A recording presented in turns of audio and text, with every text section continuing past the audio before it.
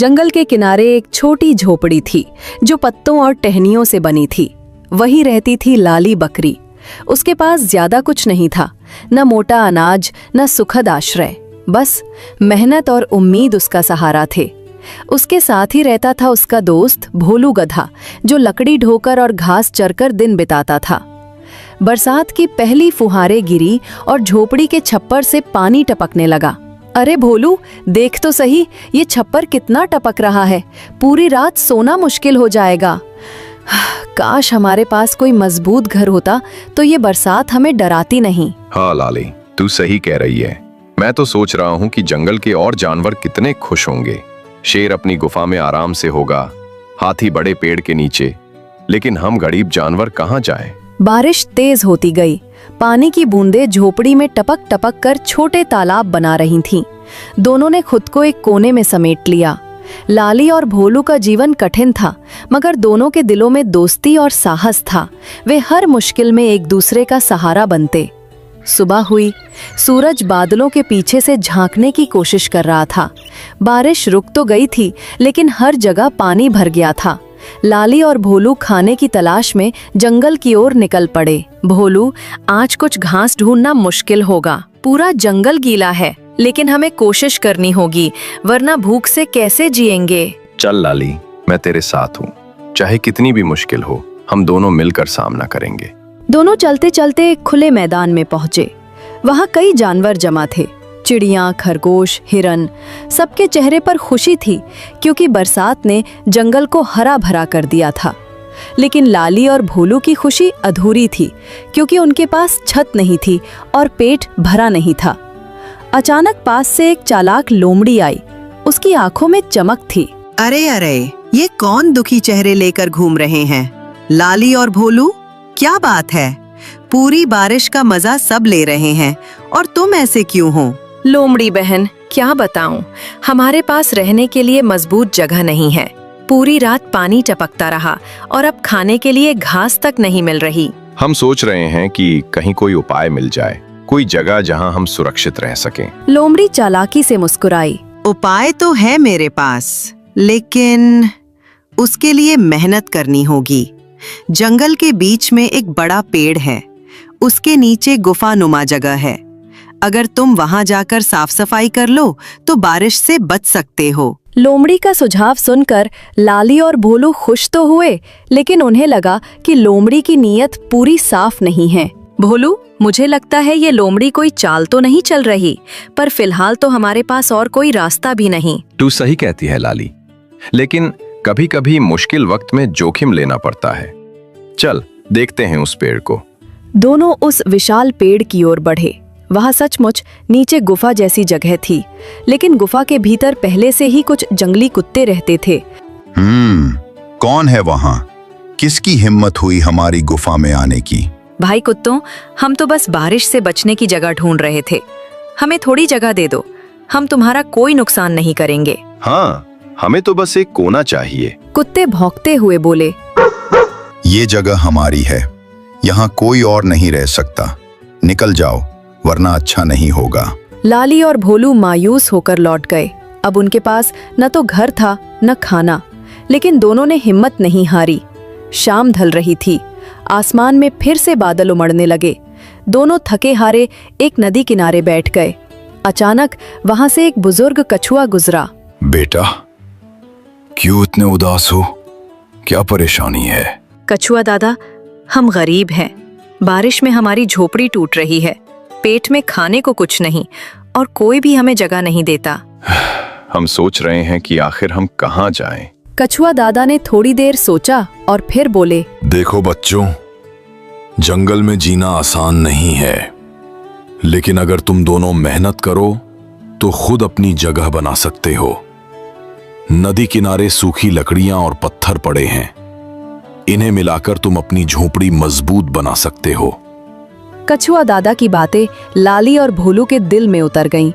उन्होंने ठान लिया कि चाहे कितनी भी मुश्किल हो, वे खुद मेहनत करके अपनी झोपड़ी बनाएंगे। रात होते होते बारिश फिर शुरू हो गई। दोनों ने भीगते भीगते लकड़ियां इकट्ठा की, पत्थर लाए और पत्ते जमा किए। भोलू, बारिश में काम करना बहुत मुश्किल है। लेकिन अगर हम ये नहीं करेंगे तो पूरी जिंदगी दूसरों पर निर्भर रहना पड़ेगा। तू बिल्कुल सही कह रही है। चल मेहनत जारी रखते हैं, हमारा भी एक दिन आएगा। धीरे धीरे दोनों ने मिलकर एक मजबूत झोपड़ी का ढांचा खड़ा कर लिया। हालांकि अभी अधूरा था, मगर अब उनके पास उम्मीद थी। लाली और भोलू ने सीखा कि कठिनाई चाहे कितनी भी बड़ी क्यों ना हो, हिम्मत और मेहनत से उसका सामना किया जा सकता है। लेकिन उनकी असली परीक्षा अभी बाकी थी, क्योंकि जंगल में हर दिन नई चुनौती उनका इंतजार कर रही थी। जंगल की रात गहरी हो चुकी थी। लाली बकरी और भोलू गधे ने अपनी नई झोपड़ी का ढांचा तो बना लिया था, लेकिन अब असली चुनौती थी उसे पूरा करना और उसमें सुरक्षित रहना। जंगल में हर रात नए खतरे मंडराते थे और बारिश अब और भी तेज होने लगी थी। बारिश रुकने का नाम ही नहीं ले रही थी। झोपड़ी अधूरी थी, छत से पानी रिसने लगा था। लाली और भोलू दोनों थर-थर कांप रहे थे। भोलू, लगता है ये छत अभी हमारे लिए काफी नहीं है। मैं तो डर रही हूँ कि अगर ये पूरी तरह टूट गई तो हम कहाँ जाएंगे। लाली, डर मत। हाँ, ये अधूरी है, लेकिन हमने मेहनत करके बनाया है। हमें इसे और मजबूत करना होगा। और हाँ, सबसे जरूरी है खाने का इंतजाम करना। पूरे दिन से भूख लगी है। दोनों भूखे थे। पेट की आग बरसात की ठंड से भी ज्यादा सताने लगी थी। बरसात के बीच में जब दोनों कुछ सोच ही रहे थे, तभी झाड़ियों से आवाज आई। पत्तियां खड़खड़ाईं और अंधेरे से एक लंबा चौड़ा भेड़िया बाहर निकला। तो यहाँ कौन कौन छिपा है? अरे, लाली बकरी और भोलू गधा, क्या हाल है तुम्हारा? भेड़िया भाई, हमें माफ कर दो। हम तो बस बरसात से बचने के लिए यहाँ आए हैं। हम गरीब हैं, हमारे पास तुम्हें देने को कुछ नहीं है। कृपया हमें छोड़ दो। भेड़िया दांत दिखाकर हंसा। छोड़ दूं? मैं तो सोच रहा हूं कि आज की बरसात में मजेदार दावत हो जाएगी। लेकिन रुको, अभी मुझे कुछ और सूझ रहा है।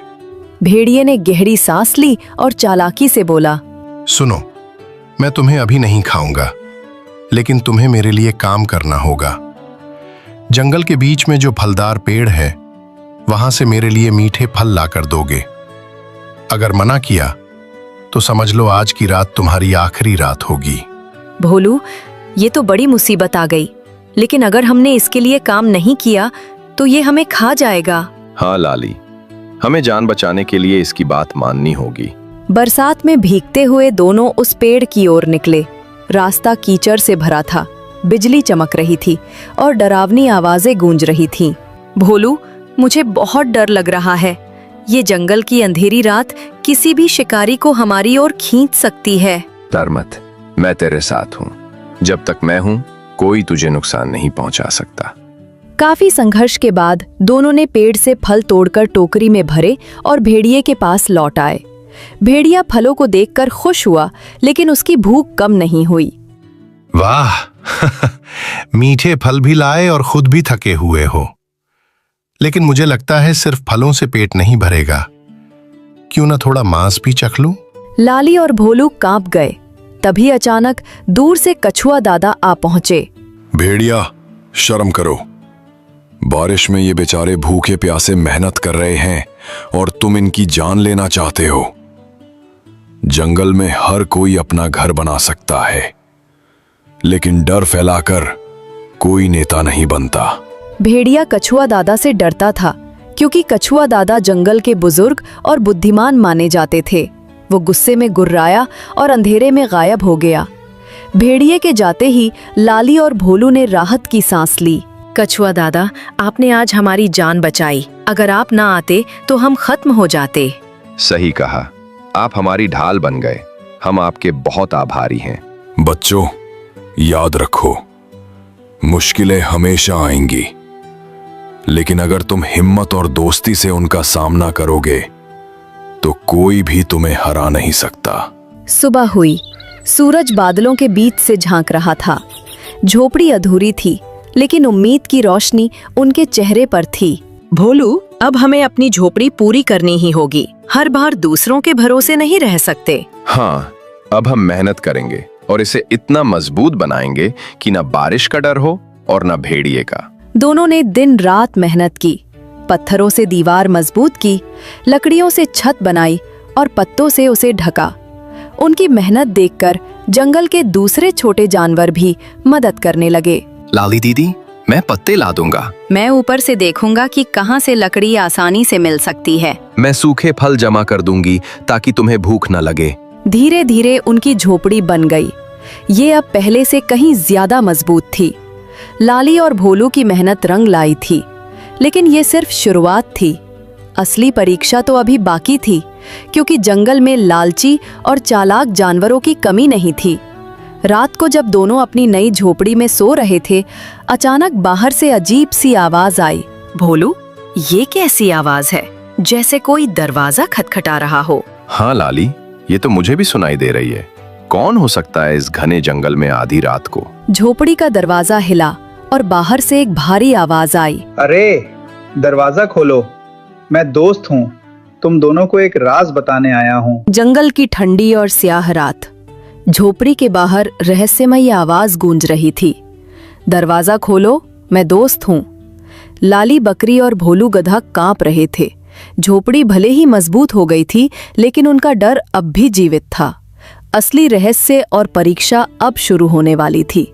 दरवाजा हिल रहा था। लाली और भोलू चुपचाप बैठे रहे। भोलू, कहीं ये भेड़िया तो नहीं, वो हमें फंसाने के लिए दोस्त बनकर आया हो।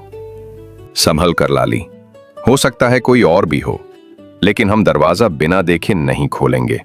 भोलू ने दरवाजे की छोटी सी दरार से झांका। बाहर एक अजनबी कौवा बैठा था, काला, चमकदार और उसकी आंखों में तेज। डर मत हो, मैं कोई दुश्मन नहीं हूं। मेरा नाम है काला कौवा। मैं तुम्हें खतरे की खबर देने आया हूं। लाली और भोलू ने दरवाजा थोड़ा खोला। कौवा अंदर आया और फड़फड़ाते पंखों से पानी झाड़ने लगा। काला कौवा, खतरे की खबर? कैसी खबर? भेड़िया अकेला नहीं था, उसने जंगल के और शिकारी जानवरों से हाथ मिला लिया है, जंगली कुत्तों और लकड़बग्घों से। वे सब मिलकर कल रात तुम्हारी झोपड़ी पर हमला करने वाले हैं। क्या? तो हमारी मेहनत बेकार हो जाएगी? हम फिर बेघर हो जाएंगे? अगर तुम चाहो तो मैं तुम्हें रास्ता दिखा सकता हूं, लेकिन सिर्फ डरने से कुछ नहीं होगा। तुम्हें हिम्मत करनी होगी और जंगल के अच्छे जानवरों से मदद मांगनी होगी। अगले दिन लाली और भोलू ने तय किया कि वे अकेले नहीं लड़ सकते। वे जंगल के सभी छोटे बड़े जानवरों को बुलाएंगे और उनसे सहयोग मांगेंगे। जंगल के बीच में एक बड़ी चट्टान पर सभा हुई। वहां खरगोश, गिलहरी, तोता, हिरन, मोर और यहाँ तक कि हाथी भी आ पहुंचा। दोस्तों, कल रात भेड़िया और उसके साथी हमारी झोपड़ी पर हमला करने वाले हैं, लेकिन ये सिर्फ हमारी लड़ाई नहीं है। अगर आज हम हार गए तो कल वे किसी और का घर तोड़ेंगे। हमने मेहनत करके झोपड़ी बनाई है, अब हमें मिलकर इसको बचाना होगा। हाथी ने गहरी आवाज में कहा। भोलू और लाली सही कह रहे हैं। जंगल तभी सुरक्षित है जब हम सब मिलकर रहें। मैं अपनी ताकत से मदद करूंगा। तोता ऊंची डाल से बोला, मैं आसमान से नजर रखूंगा। जैसे ही दुश्मन पास आएगा, मैं सबको चेतावनी दूंगा। खरगोश और गिलहरी भी बोले, हम झाड़ियों में छिपकर निगरानी करेंगे और हम सूखे फल इकट्ठा करेंगे ताकि सभी के पास ताकत बनी रहे। पूरा दिन सभी जानवरों ने मिलकर तैयारी की। हाथी ने भारी लकड़ियों को झोपड़ी के चारों ओर जमा कर दिया। बंदरों ने ऊंचाई से सूखी बेलें खींचकर छत को और मजबूत किया। लाली, देखना, आज पहली बार लगता है कि हम अकेले नहीं हैं। पूरा जंगल हमारे साथ है। हाँ भोलू, यही तो असली परिवार है, सच्चे दोस्त। रात ढली, बादल गरजने लगे, बिजली चमक रही थी। तभी झाड़ियों से आवाज आई। गुर्राहट और भौंकने की गूंज पूरे जंगल में फैल गई। भेड़िया अपने साथ जंगली कुत्ते और लकड़बग्घे लेकर आया था। निकालो लाली और भोलू को, आज इनकी झोपड़ी को राख कर देंगे। तोता आसमान से चिल्लाया, सावधान, दुश्मन आ गया है। भोलू और लाली झोपड़ी के अंदर खड़े रहे। हाथी ने जोरदार चिंगाड़ मारी और अपने पैरों से रास्ता रोक दिया। खरगोश और गिलहरी ने झाड़ियों से आवाजें की ताकि दुश्मनों को लगे कि चारों ओर जानवर तैनात हैं। भेड़िया झपटा, लेकिन हाथी ने सूंड से उसे दूर फेंक दिया। जंगली कुत्ते झोपड़ी की दीवार तोड़ने लगे, तभी बंदरों ने ऊपर से बेले फेंक कर उन्हें उलझा दिया। भोलू, अब वक्त आ गया है कि हम भी डटकर खड़े हों। हाँ लाली, आज हम साबित करेंगे कि गरीब होकर भी कमजोर नहीं है। भोलू ने जोरदार लात मारी, जिससे एक लकड़बग्घा पीछे जा गिरा। लाली ने अपने तेज सींगों से एक कुत्ते को दूर खदेड़ दिया। लड़ाई लंबी चली। अंत में भेड़िए को एहसास हुआ कि वो हार रहा है। ये कैसे हो सकता है? एक बकरी और गधा हमें हरा रहे हैं। काला कौवा ऊपर से चिल्लाया। क्योंकि ये अकेले नहीं हैं, पूरे जंगल की दोस्ती इनके साथ है। हारकर भेड़िया और उसके साथी भाग गए। जंगल में शांति लौट आई। सभी जानवरों ने खुशी मनाई। मोर ने पंख फैलाकर नृत्य किया, तोता गाने लगा और हाथी ने जोर से चिंगार मारी। भोलू, हमने कर दिखाया। अब हमारी झोपड़ी सिर्फ हमारा घर नहीं, बल्कि पूरे जंगल की एकता का प्रतीक है। हाँ लाली, आज हमने सीखा कि गरीबी कोई कमजोरी नहीं, असली ताकत दोस्ती, मेहनत और साहस में है। कछुआ दादा धीरे धीरे चलते हुए आए और बोले, बच्चों, तुमने बहुत बड़ा काम किया है। तुमने न केवल अपनी झोपड़ी बचाई, बल्कि पूरे जंगल को एकता का सबक दिया। याद रखो, मुश्किलें चाहे कितनी भी आए, अगर दिल में साहस और साथ में दोस्त हों, तो जीत पक्की है। उस दिन से लाली बकरी और भोलू गधा जंगल के सम्मानित निवासी बन गए। उनकी झोपड़ी सबके लिए आश्रय का घर बन गई। बारिश अब उनके लिए डर नहीं, बल्कि उत्सव बन गई। उनकी कहानी जंगल में हर किसी को प्रेरित करती रही कि मेहनत, दोस्ती और साहस से सबसे कठिन बारिश भी आसान हो जाती है।